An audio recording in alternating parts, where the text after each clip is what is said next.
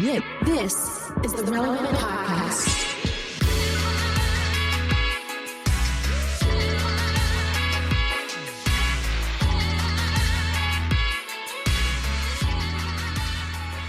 It's episode 1105, and it's the Relevant Podcast. Here in Orlando, I'm your host, Cameron Strang, and joining me from Loverland, Virginia, it's Jesse Carey.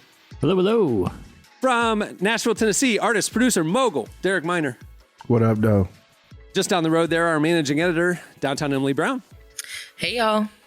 And from Los Angeles, California, male model, olive oil connoisseur, rapper, producer, dancer Gymnast. from Social Club Misfits, it's Marty. What's going on, guys? Gymnast. Are we gonna use that one? Mustache aficionado. From liberal I like California. It comes, just kidding, I don't know. Your audience, anytime. Coming to you live from Hollyweird. Derek knows this. This is something me and Derek can relate to. So, Derek, I was at an Uprise Festival this weekend, one of my favorite festivals. We performed many times. Yeah, it's lit. Anytime, So whenever I talk to like fans and they're like, hey, so how's Miami? I'm like, well, I just moved. I tell people. The faces that people give me when I tell them I moved to California, it's almost like they can't believe it. They think it's a war zone. They think people are murdering each other. It's such an amazing. I'm like, no. You moved to Hollyweird, bro. Yeah, that's I'm like, what happened. people just surf here, and that's pretty much Coming what to you people live do. from Hollyweird with a fresh injection of the woke mind virus. Yeah, woke mind virus. Marty, welcome to the show. Every time we take a little. Woke. You know what's the worst part is that like I have to convince people that like being in California, that I am still a Christian. It's like this thing like I have to, and I always tell people like I told someone the other day, I said the gospel works the best in the darkness, and I am 100%. I love Jesus. I love my church. I love my community, my friends, my everything, but like I feel like the gospel works better in the dark. It doesn't work better in the light. So when we go to places like I think Florida's worse. I think Florida people hide their craziness and then it comes out of nowhere. California, They don't hide it. Bro. No, we don't hide California, you never know. You'll honk the horn at someone in Florida and they'll just come out and then they have like a mohawk and they have like a hat with like fake hair in it and they'll be screaming at you with their hey dudes on and you're like, what's going on? I didn't think this guy was going to beat me up. In California, people are way more chill. They're like, leave me alone. Who cares? Who cares? It's because they're high. Might be, actually. Everyone's a little burnt out here. I love it, though. Like, they're super kind. Florida, they take time to answer you. Florida, they're on maybe something Florida else. is stressed. They're more on, like, the hyper drugs, right? Like, they're on, like, drugs that get you excited and, like, hyper and then, like weird ones. Yeah, weird and then behind the counter California is more of, like, stuff. let me chill drug. Let me relax with these drugs. And then Florida is We're more of, dealing like, with different things down heroin. here. Did you see literally yesterday that they shut down half of Disney World because there was bears in the trees? No we way. got stuff happening. We got real problems. We got stuff happening down here. My gosh, what is going on? Shamu is in a tree. Right. What? How did that happen? That's the thing. Everyone wants to talk about California problems. You don't have problems like we're are you shutting kidding down. me, The bro? Underground Railroad. There was a family looked up in a tree. There's a bear, a wild bear, just hanging out. And they had to shut down 12 rides. kind of and bear clear was it it? out. What kind of bear was it? Just the bear. You know, the Florida brown is bear, the black bear, the black bear. I think each of them are different. Florida- According to Look, Dwight I'm Schrute, telling each you. of them are different. One will kill you. I'm telling you, if we're looking for the gateway to like other dimensions, it's in Florida. Everybody's I chill think- in California. Down here, we're a little stressed out. Leave us alone. We I got to think- deal with stuff I that think we're having a doing. live bear in the amusement park actually enhances the excitement for the day. what I'm saying. Like, to be honest. Oh, it definitely does. It's memorable.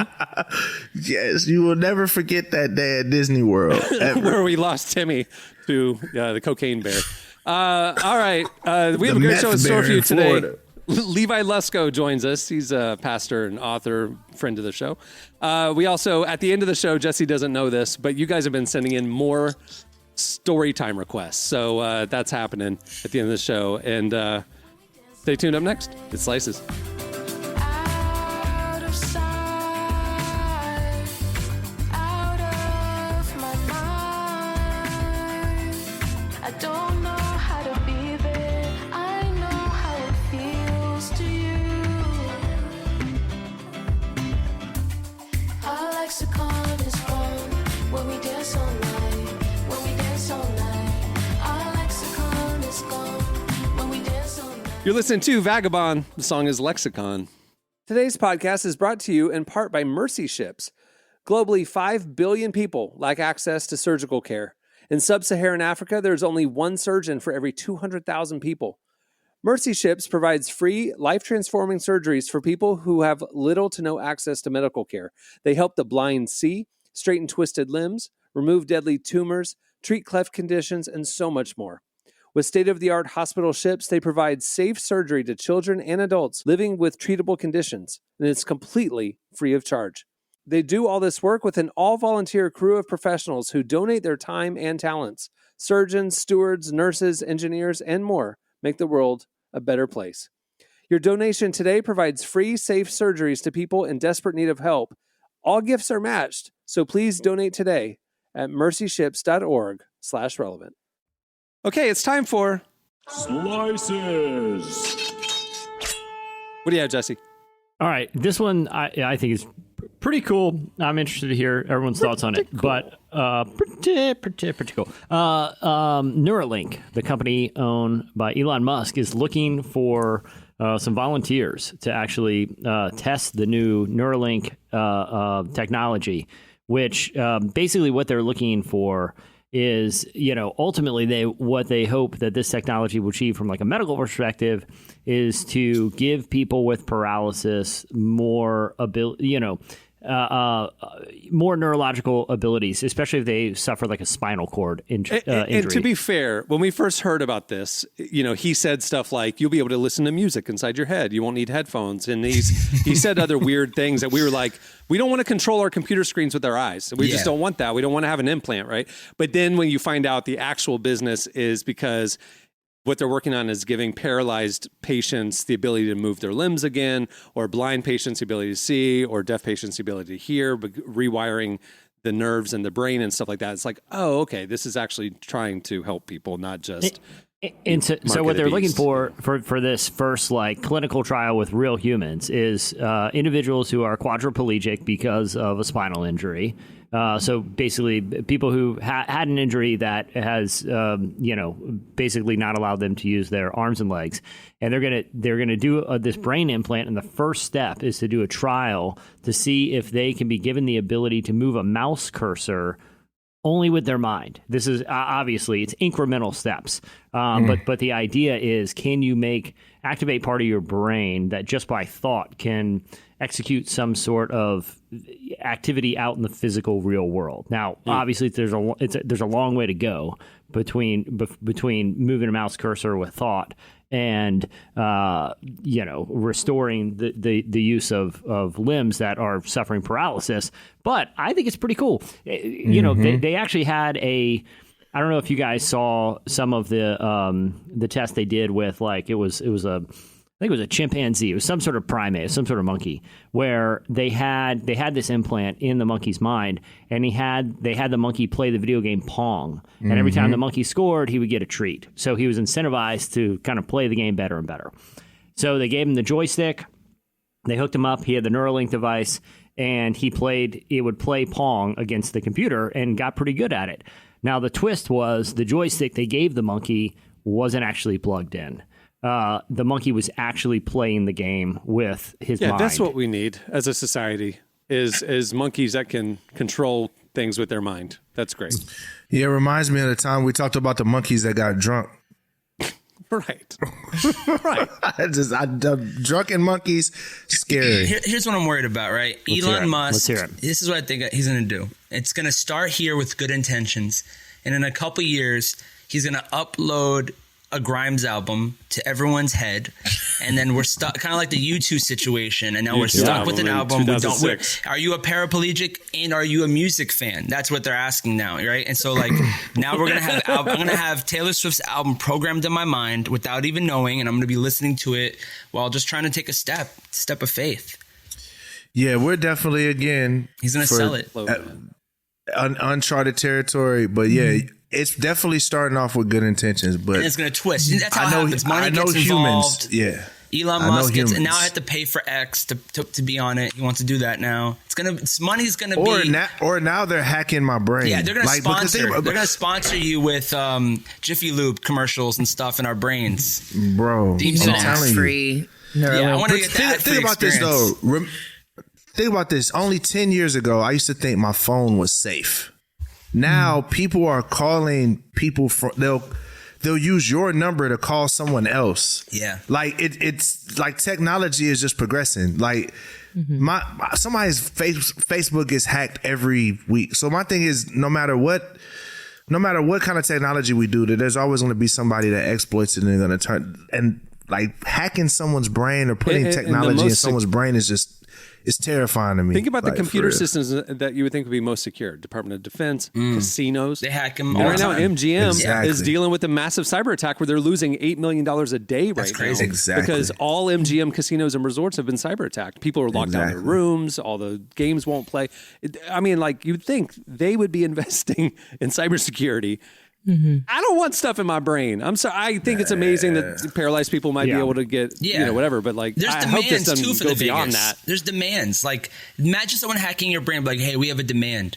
You have to, and it turns into some Black Mirror type stuff where I don't know. I know I'm going crazy off the rails right now. I had too much coffee, but that's where my mind's going right now.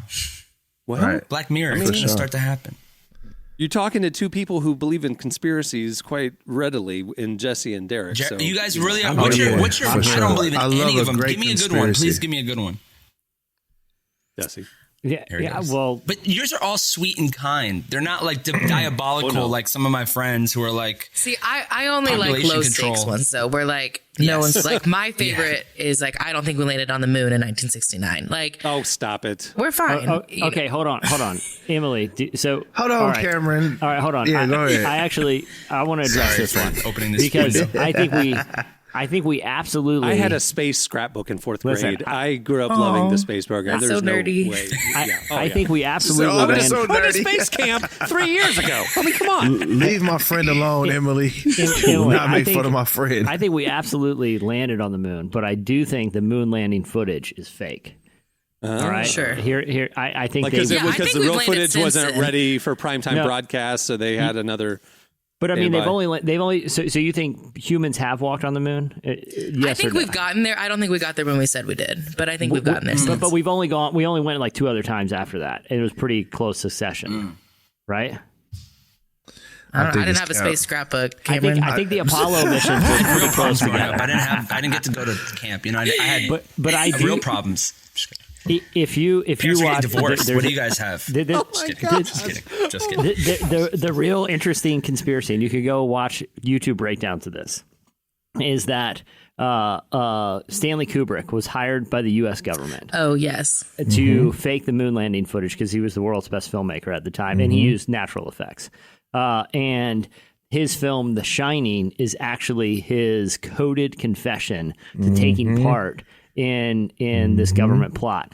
Now, there's actually a scene where the kid in The Shining is wearing a NASA shirt with a rocket, and he like moves these toys in a certain position. There's some very compelling evidence. You don't think that- he just did that as an homage because of the rumblings, and he kind of thought it would be funny to like mess with people? I mean, that's more likely. Here's He my was like thing. trying to confess in a movie. There's some. Why there's- in the world have we not went back? We're about And to. huh?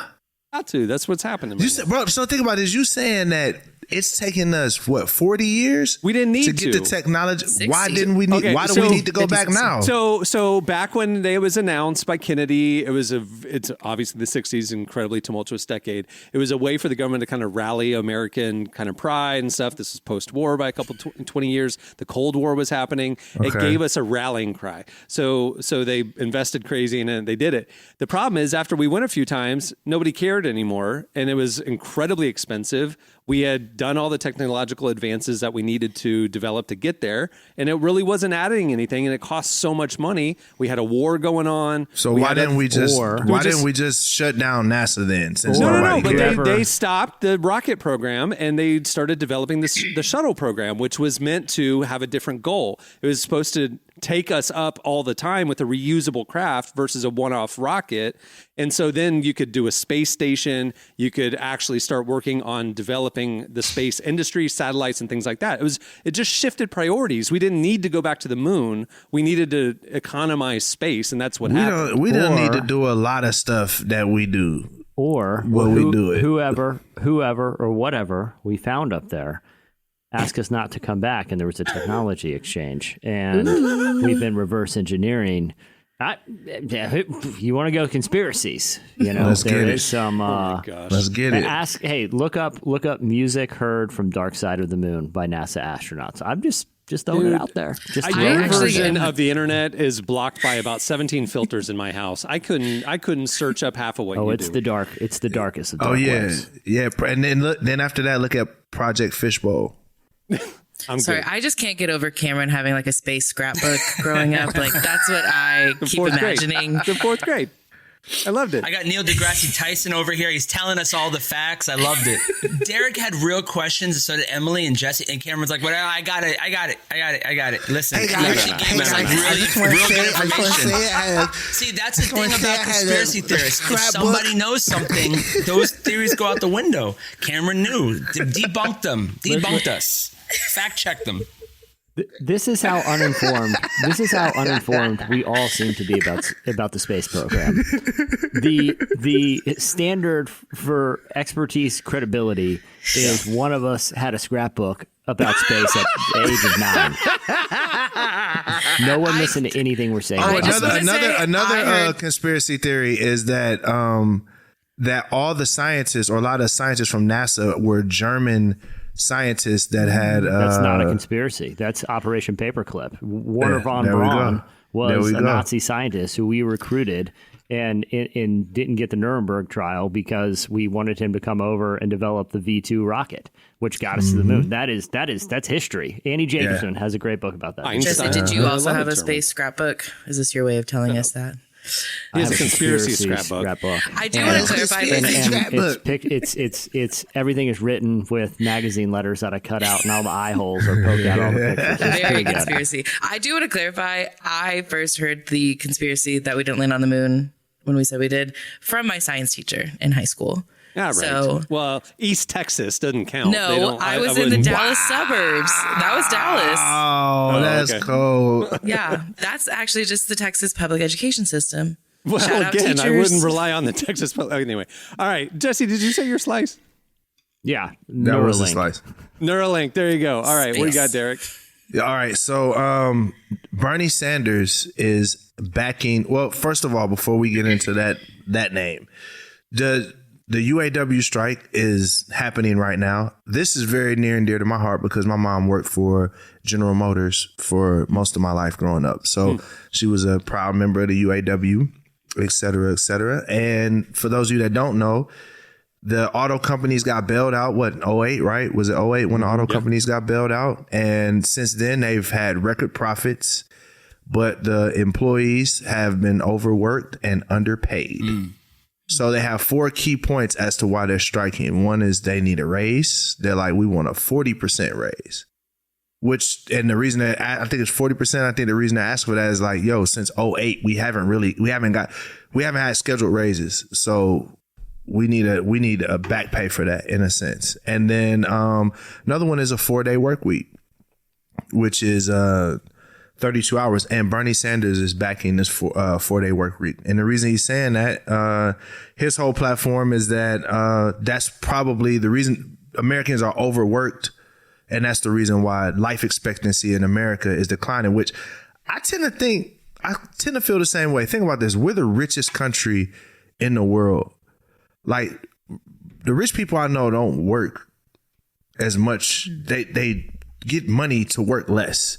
And that's not everybody in the country is rich, right? But we know that we generate enough money where I think people can have a 4-day work week. I think that's the rational. argument that I've seen is that when the 5-day work week was established by Henry Ford back in the 20s, it was obviously an address to people were working way more than that, right? So he's like, let's put, a work week together. Yeah. And I saw somebody defend the fact that like now with the technological tools we have available and the productivity tools we have available, we can be far more productive today in 4 days than anybody could have been in 5 days in the 60s or whatever, when you had to do manual, you had to have pay secretaries to transcribe your letters and you had to mail them, whatever. Now it's just like shoot a text, boom, I'm done. I don't need to invest all the same amount of time to accomplish the same amount of work. And so a 4-day work week would be just as productive as a 5-day in less technological times. Yeah. Absolutely. And the truth of the matter is people are stressed out for a low amount of pay. So it's not just 4-day work week. It's a 4-day work week, same amount of pay. Yeah. Right. So it's not, let's cut off 8 hours. It's like, no, let's pay people more, let them work less. And I agree with you, Cameron, is that productivity is probably going to go higher. It's probably would be much higher. The other thing I heard that they're striking about is like the old way in the auto industry is like legacy workers make something like 4 or 5 times more than new employees, younger employees. And there's this like 2-tiered system that is a remnant of an old labor agreement. And like, so that's another thing they're fighting to abolish is like you paying even younger, newer workers the same as like legacy career workers, you know? So, well, to my knowledge, that was part of the New Deal. I guess in 2008 was these new workers weren't going to get paid that amount. Right. I guess in order for the companies to survive, right? Yeah. In order for those companies to survive. So everybody else was grandfathered into the old way. But now you got these new workers that are coming in that are really, really underpaid. Like they're breaking their back. They're doing the same amount of work and they're not getting next to anything. It's embarrassing at times when you look at what some of these people make over the time that they've been there. Right. You know what we should do? I like the idea of a 4-day work week because my old job, it was, normal 5-day, 8 to 5. But in the summer, since I worked for a university, things were a lot slower. And so we were able to do a 4-day work week. We kind of we would like rotate who got to do it that week. But it was honestly so nice. And like, I still got all my work done at the same time. And then I had 3 days to rest. And it was like having just one extra day to get stuff done around my house or to relax more or do something. Like I came back in the next week and it wasn't like, oh, I have to go. Okay, I got a full week ahead. It was like, okay, I can do this. Like I'm coming from a place of rest. I wasn't stressed, like I think there's a lot of benefits mentally and just knowing that there are very few jobs that I think need to work 5 days a week. There's a lot that you can do it in 4 days and 32 hours and you're fine. We're the richest, most technologically advanced country, period. There's no reason why everyone should be so stressed out. Like I think we should add an extra month to the year. We can do. I think that would solve our problems. That's crazy. An extra month of the year. Every month is 28. Every month is 28 days. We have the same amount of. Every weekend is like a certain mapped out weekend. 4-day work week. I want all that. I want to live in communist Argentina where they do these things. Just kidding. I'm just kidding. That's my that's my parents' liking. Last slice. What do you have, Marty? Hey, all right, guys. I got the best story of all. I'm really happy actually about this one. All right. So here's a story. Journalist names her baby Methamphetamine Rules. That's the full name. Methamphetamine Rules to test the country's naming regulations. An Australian journalist unintentionally named her son Methamphetamine Rules. According to the unintentionally just was testing out, submitted her son's name to New South Wales birth, deaths, and marriages as Methamphetamine Rules. We thought, this is what she says, we thought we would submit the most outrageous name we could think of, assuming it would be rejected. But it didn't turn out that way. Unfortunately, it slipped through the cracks. A spokesperson confirmed that the name slipped through and that even though they had strengthened the registry's process, it's very highly unusual, and they're going to work with the family to change the name. But, what do you guys think about Lil Methy? That little cute meth. Matthew. It's gonna have he's gonna have the worst life ever. That's number one. Yeah. You can name yourself whatever. Like Subway just did a thing. They'll pay you $10,000 if you change your legal name to Subway. I do think so. So the reason they had to submit it, I think in Australia there's a few different rules when it comes to name registry. That's why she was testing it out, because it's there are some restrictions on you can't name your kid that just kind of to protect the kid from being called Little Methy. Yeah, Metha. But, imagine that kid introducing himself in front of class. All right, everyone, there's Jackson, and over there's Carlos, and then Methamphetamine Rules. You know what I'm saying? What a great... He's going to go to rehab. He's not going to go to elementary. Yeah. But I was reading something about this because I was that is insane that they that they just kind of risked it, and then it also happened because it's like their third kid too. There's something I think with Australian registry, even if they change the name, I think there's always going to be a record that they initially were named. That's amazing. Methamphetamine rules. Like, meth. that will carry them with the rest of their life. That's amazing. So forever, they'll be a little methy. Whose idea was that? You think it was like the mom's idea? Like, dude, we should just try it. The mom and the dad was like, no, don't do that. I'm putting this on the That's a dad. dad idea. That's That is a dad idea. He was thinking about the Roman Empire, and he was like, I wonder how strict their standards were. She Oh, had let's see how Enrique old for him he's looking. originally, and he was like, wait a second. All right, well, that'll do it for Slices. All right, check out relevantmagazine.com every weekday where we're covering stuff like that. All right, stay tuned. Up next, Levi Lusko joins us. In my back, don't get cold. Your world is just about to. I left all the water running at home. They drove around with a car that was slow. All of a sudden, they just wanted to know how I really feel. So I just danced.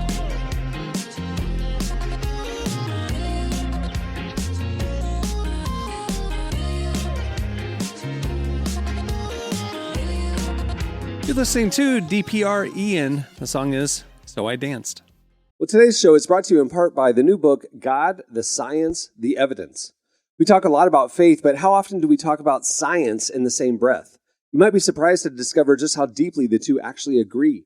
For centuries, science has been used to dismiss the idea of God, but today an intellectual revolution is underway. Modern discoveries in physics, cosmology, and biology are consistently revealing the same truth. Creation isn't an accident. That profound reversal is what engineers Michel-Yves Bolloré and Olivier Bonassi investigate in their international bestseller, God, the Science, the Evidence. This book is a rigorous, evidence-based critique of materialism, inviting you to explore over a dozen scientific, philosophical, and historical domains. It shows that what was once seemed impossible, that science could point to a creator, is now supported by a vast and convergent body of evidence. With over 400,000 copies sold in Europe, this book is sparking a global debate. It's thoughtful, fascinating, and a powerful reminder that reason itself affirms the existence of God. Learn more and find out where you can purchase your copy today by visiting godthesciencetheevidence.com. Our guest today is Levi Lusko. He's a pastor and author of books like Through the Eyes of a Lion, I Declare War, and his latest, Marvel at the Moon. We sat down with him to talk about the ongoing loneliness epidemic so many young adults are battling and how the church can step in and offer solutions. Here's our conversation with Levi Lusko.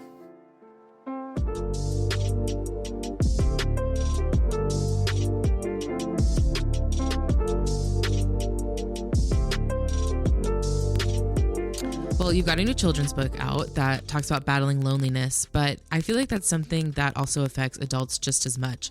Why do you think this generation is struggling so much with loneliness these days?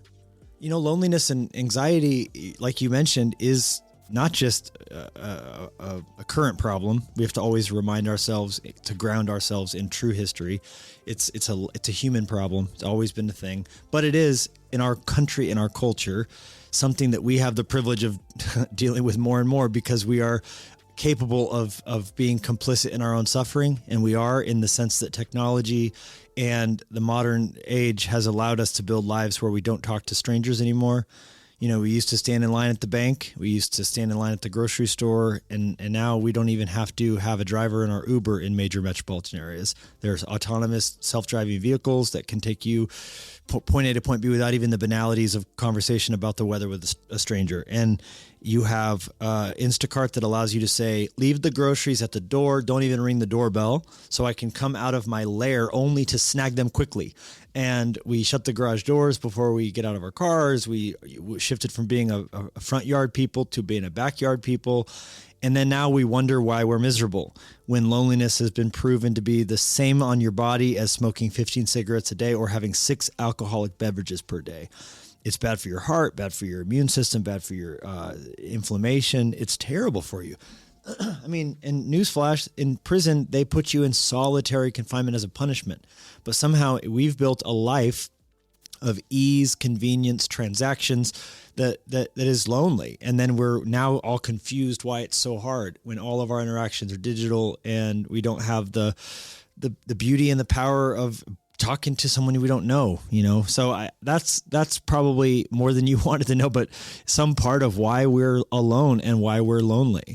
I do think there is a small argument that in some ways technology has allowed us to stay connected more than ever, like through phone calls and FaceTimes. But I think it's replaced, like you said, a lot of those like smaller interactions, that quality time.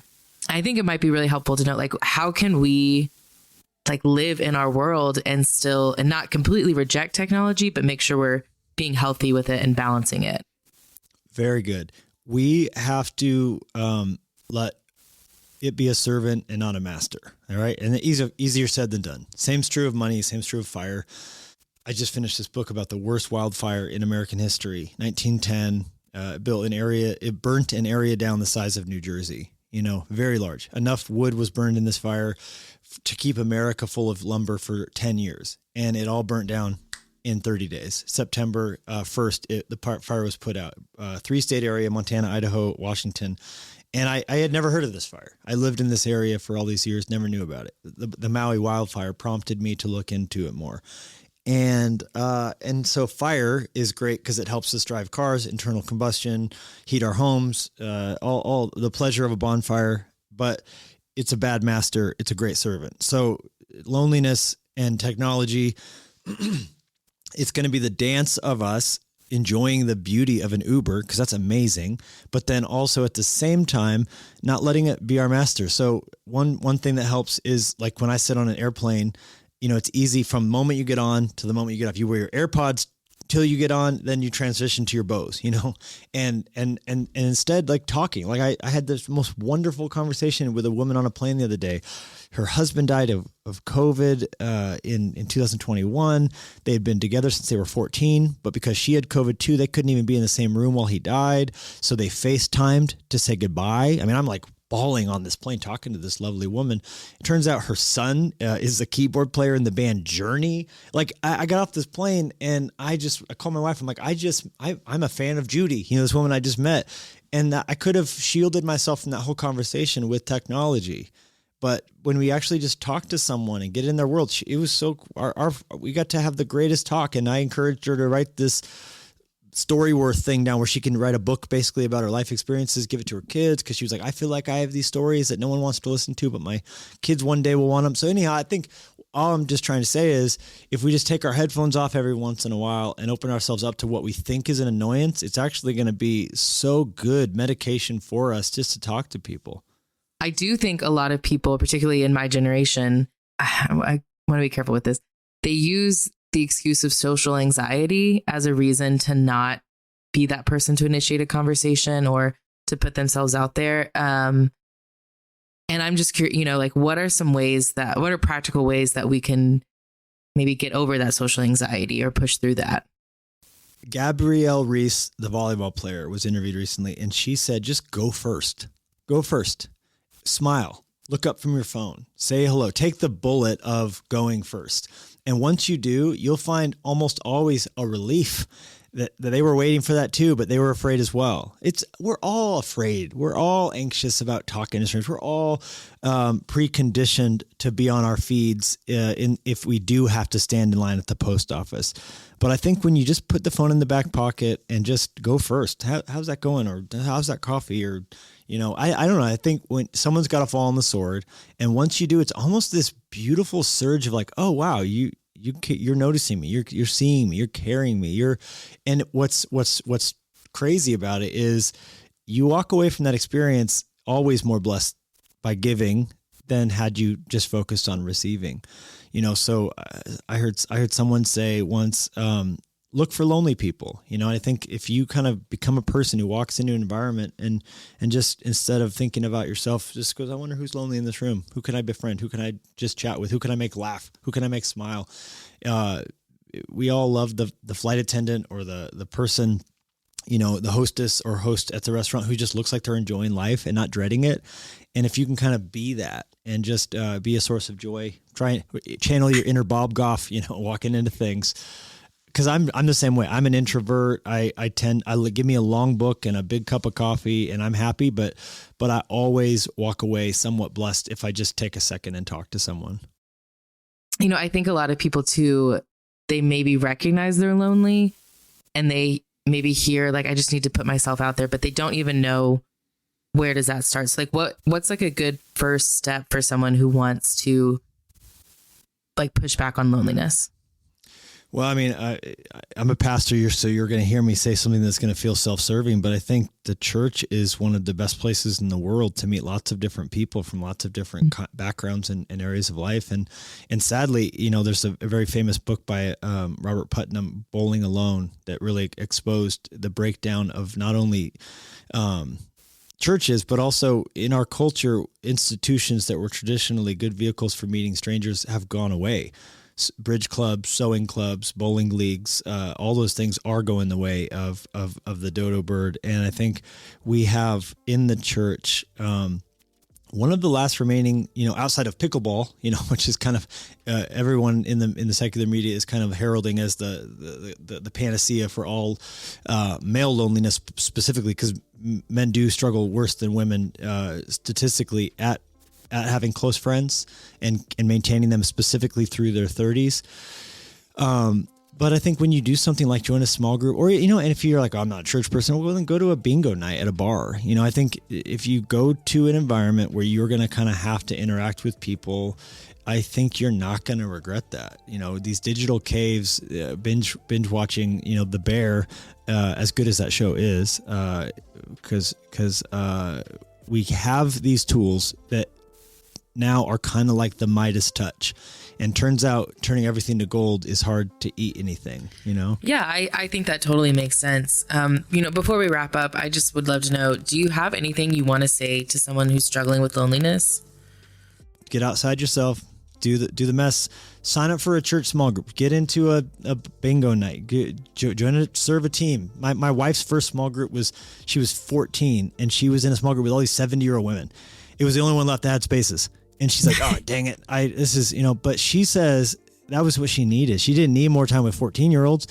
They were all just having crushes on Uncle Jesse from Saved by the Bell. You know, she needed these 70-year-old women to go, hey, I'm looking back on my life with regret and with heartache and with blah, blah, blah. And she's like, I got so much wisdom. And I'm like, on the other side going, I'm glad I got married to a woman who at 14 was getting mentored by 70-year-olds. So, you know, don't just look for people like you. You're probably thinking, well, I need other people like me. Well, that's where you spend all your time on Reddit. You're getting advice from the other people who are complaining about Delta's changes to their Sky Club policy. You know, you go birds of a feather flock together. Your best friends of ever might be people completely different from you in lots of ways. And don't let that stop you. Take the jump, you know, and then, because we were talking about it, I'd say if you have kids, get Marvel at the Moon, read it to them, and I hope it helps them because it's all about you're never alone in God's majestic universe.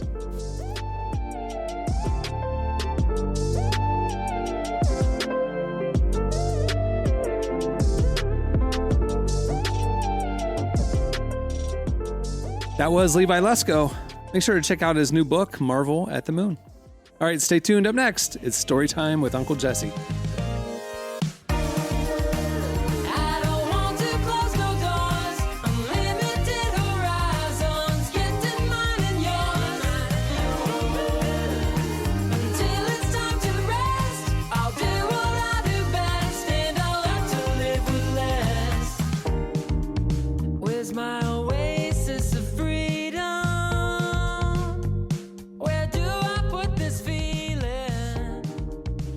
You're listening to Hot Freaks. The song is Lioness. Hot Freaks. They kicked me out of the band. I was to say, I named new name for the podcast. Yeah. Hot Freaks. All right. Well, today's podcast is brought to you in part by the new book, Confessions of a Christian Alcoholic. Author Jonathan Seidel knows firsthand how even believers can get stuck in shame and destructive habits, especially when it comes to one of society's biggest obsessions, alcohol. In Confessions of a Christian Alcoholic, he details his spiral into disordered drinking and shares the 4-step process he eventually used to break free. There's hope for alcoholics who become Christians and for Christians who become alcoholics. Find Confessions of a Christian Alcoholic wherever books are sold. What if you could change a child's life with just $10? Right now, thousands of vulnerable children in East Africa are suffering from jiggers. It's a painful, preventable parasite that burrows into their feet. Soul Hope is the only organization treating it through foot washing, medical care, and durable closed-toed shoes that protect kids long after treatment. $10 may not seem like much in today's world, but when we come together, those small gifts add up to big change. Join the 10 for 10 campaign. $10 protects 10 small toes. Visit soulhope.org/10 to give now. One small gift makes a big difference. Again, that's soulhope, SOLE, hope.org/TEN. Okay, it's time for, normally we play a game here, do other little things or whatever. This summer, we did a little round of story time with Uncle Jesse. Jesse has told many, many stories over the years, and we actually just randomly in July asked you guys, what are some of your favorite stories? Because I don't think Derek and some of the cast has heard them. And so you guys hit us up, and you have still been hitting us up. Like, we stopped that series. We did like 3 or 4 of them. Yeah. And we said, we're done. But you guys keep tweeting us asking for more of these Jesse stories. So fine, we'll do a few more. Jesse, you've got to write a book. Apparently you have so many. Little programming note. Derek had to step out, so he won't be here for this segment. But the other 4 of us got it. So, all right. So Karen Stepko, Jesse, she wants to know. She wants to hear again about the lion costume. She said, although when I think about that story, it's actually a little more sad than funny, but she wants you to tell the lion costume story. This could literally happen to anyone. Nope.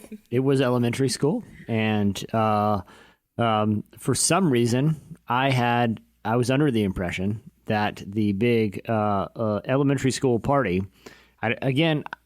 years have gone by, almost a lifetime. Yeah. So so some of the details are foggy. All I know is I came home from school with the distinct impression that the big elementary school end of the year party was a costume party. Once again, don't know why I believe this. I informed my mom, who spent about a week preparing pretty dope lion costume. Face paint, mane, full body suit. Wow. And we show up to the party. She drops me off. I walk into the auditorium, or what do they call them? Gymnatorium or whatever. It's like the we're the same one where you eat and do the little rollerball. I get dropped off, walk in, and I'm full lion costume, and realize it's not a costume party, and I'm just a random kid dressed as a lion all afternoon. Now, the thing about a lion costume, especially a onesie one like that, it can't really change. There's no going back. It's not like you're a football player. Were you kind of known as that for the rest of your your educational life? Lion boy. Oh my God. Yeah, it was. Thankfully, I averted. I think I just didn't acknowledge it. Like, if you're... No. Just an How'd unacknowledged you go to the bathroom line. if it was a onesie? Did you have to take off, like, the lion mane and everything and, like, just slip out of it? I had you go to the bathroom This is how you and I are different. I would have walked in and seen the gym full of regularly dressed children, and I would have immediately run to the bathroom, sat in a stall until my mom came and picked me up. Like, nobody had seen me. I just didn't show up. Wait, what did you tell your mom that she made a costume for nothing? What's that? Did you tell your mom that she had made that costume for like no reason? Oh, I'm sure. Well, it wasn't for nothing. It was for a lifelong traumatic memory. Do you have pictures of this, Jesse? They've been destroyed. Okay. Ben Collins wants to know about Biker Fox. Oh, I think he's still around. No way. There's no way he's still around. So in Tulsa, Oklahoma, there is an individual who rides a mountain bike through the streets, and he does one, and it's a mountain bike, and he wears like a tight biking suit. Y'all just Google real quick Biker Fox Tulsa, and you'll see everything you need to. He's basically a local celebrity, and what he does, and he has one trick which he rides very fast. He jams the front brake of the mountain bike and jumps over the handlebars and lands on his feet. That is his one and only trick. Okay, sorry, I just linked him up too, and Did you see his face? Do you see his face? Like, hold on, I wonder if I could post he this has photo a movie. in here. Oh, I've seen the film. God.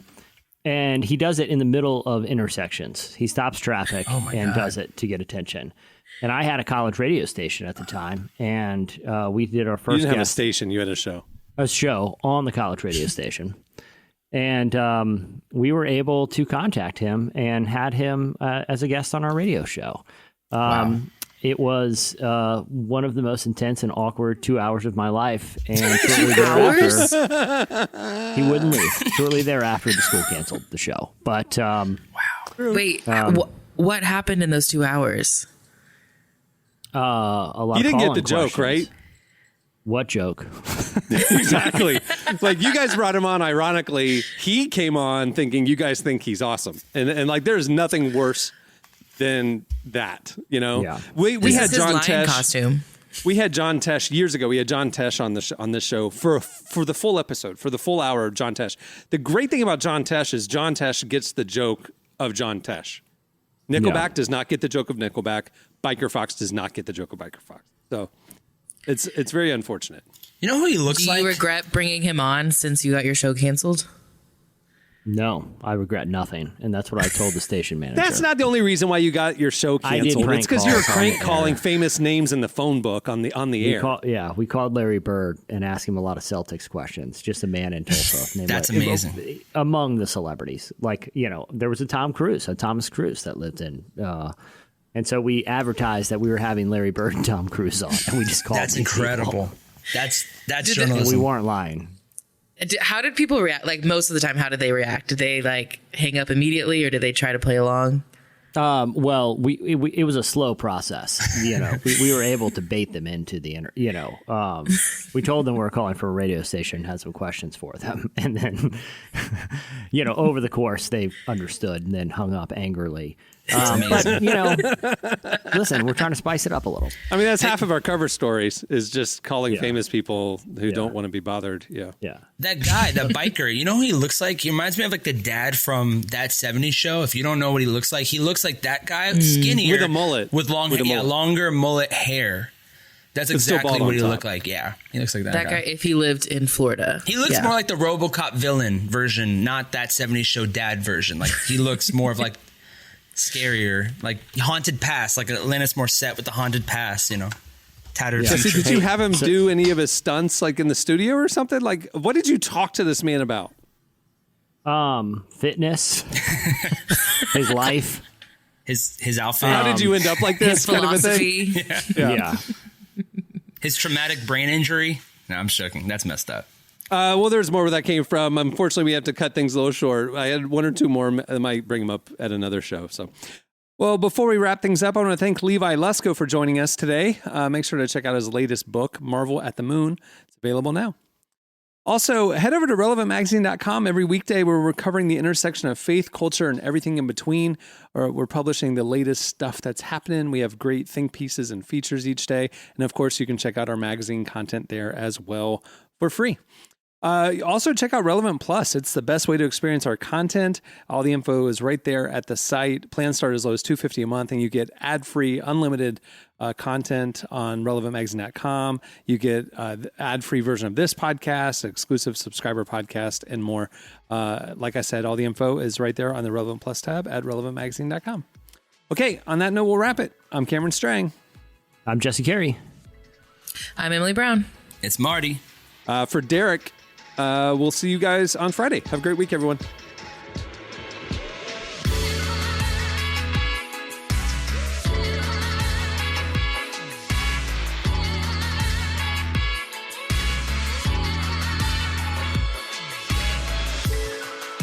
Thanks for listening to the Relevant Podcast. Check out our features, interviews, and news updates every day at relevantmagazine.com. And make sure to follow Relevant on Facebook, Twitter, and Instagram for the latest. For more great podcasts, browse the shows on the Relevant Podcast Network, which you can find at our site. And while you're there, don't miss the all-new era of Relevant Magazine. A new issue releases every other month at relevantmagazine.com.